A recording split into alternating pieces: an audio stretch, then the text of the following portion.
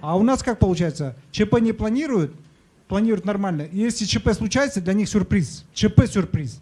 А на самом деле отсутствие ЧП должно быть сюрпризом.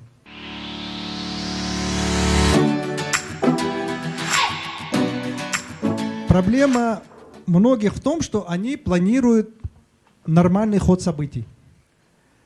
В то время как ЧП должен быть частью плана.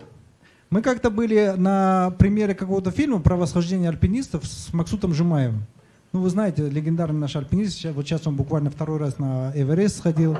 Держатель там рекордов, куча рекордов Гиннесса.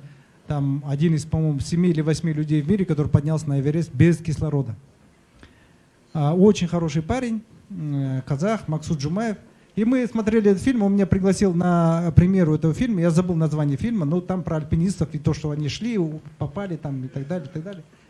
И он мне вышел и говорит: Маргулан Калеевич, вы думаете, в чем была проблема этих ребят? Ну, я же бизнесмен, я со стороны посмотрел, я говорю, проблема была в том, что они запланировали нормальный план. И в их плане не было ЧП. В то время как ЧП должен был быть в плане, и если он не случился, то это сюрприз. А у нас как получается? ЧП не планируют, планируют нормально. И если ЧП случается, для них сюрприз. ЧП сюрприз. А на самом деле отсутствие ЧП должно быть сюрпризом. Понимаете? Разный подход. И, кстати, это работает еще и в альпинизме. Я еще вам такую вещь скажу. Дело в том, что все лайфхаки, которые я применяю, если они не работают во многих отраслях человеческой деятельности, тогда я их не применяю. Что значит во многих отраслях? Вот смотрите, вот это правило, оно работает и в бизнесе, оно работает и в альпинизме, оно работает и в других сферах. Я тогда считаю, что да, это правило я буду применять в жизни, потому что оно работает везде.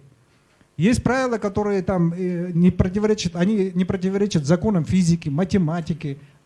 Любые правила, которыми вы руководствуетесь, должны не противоречить другим наукам.